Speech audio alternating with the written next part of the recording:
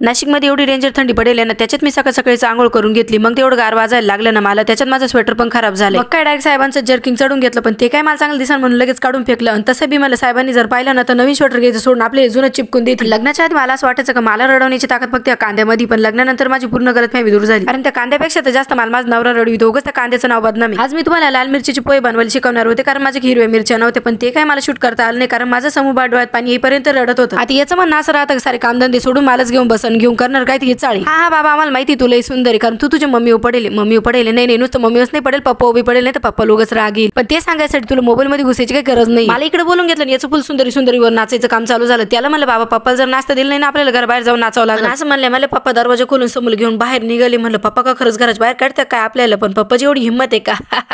हाय बरं काही हिंमत. समोर म्हणलं तू जाय बाबा, आता तुझ्यामुळेच आपली वेळ आली. तो तर लगेच पळायलाच लागत. त्याला म्हणलं बाबा तुला काही सिच्युएशन कळते का नाही? त्याला फक्त बाहेर जाण्याची मतलब राहत आणि ह्या बुडकाला हात लावायची सुद्धा गरज राहत नाही. त्याच्यातच पायऱ्या चढतात, तेच लिफ्ट मध्ये जाऊन बसत. हे काढलं आमच्या पप्पाने आम्हाला घराच्या बाहेर डायरेक्ट गार्डन मध्येच घेऊन आले. तुम्ही काय असताच नका समजत. गार्डन तेवढं खाली होतं जसं आम्ही येणारी बनून सगळं रिकामी करलो होतं. समोर एवढं खुश होतो आता जसं त्याला आम्ही पहिल्यांदाच गार्डन मध्ये घेऊन आलो होतो. ते म्हणे इकडे आलोच तर चाल मंदिरात जाऊन येऊन. तिथे गेल्यावर लगेच म्हणते का पाय मी येणार होतो, माझ्या स्वागतासाठी रांगोळी काढून ठेवली. याला करावाच काय, जाता जाता होईना, पण ह्या भाऊला आम्ही घसरगुंडी खेळूनच नेलं. आमच्या साहेबांनी कधीच माझं ऐकते नाही. आता ही लाईट बिल आहे मागच्या महिन्यातले, हे मी त्याला पहिल्यापासून सांगत होते तरी पण ते माझं ऐकना. 1-2 तास लाईट बिल खालीवर केल्यानंतर मग मला म्हणते का हे तर खरंच मागच्या महिन्यातले. गेल्या कब्बर दूध समोर प्यायला घेऊन गेली. त्याला म्हणलं घे बाबा पिऊन, तुला दमून आले आणि तसं पण तुला दिवसभर लई उच्चपती करायचं राहते, मला तुला ताकद आली पाहिजे ना. त्यानं लई मनावर घेतलं, त्याला लगेच तो चमचा फेकून दिला, डायरेक्ट कपच तोंडाला लावला. मी कामाच्या दाखवणं बसलो होते त्याच्या गमतीपात, पण तेवढंच मला आठवलं का माझ्या नावानं तर डिगभर कपड्याचं गंज पडेल. असं मला आधी मला कपडे पाहू दे बाबा मग तुझ्या घे. आणि मी काय लिहायला लागले खा लगेच पेन्सिल हिसकायला येतो. बरं तरी याला अजून पेन्सिलचं टोक बी कळत नाही. त्याला मला बाबा मला सगळं माहिती, तू 4 टाइम पेन्सिल आपटून शेवटी तोंडातच टाकणार आहे.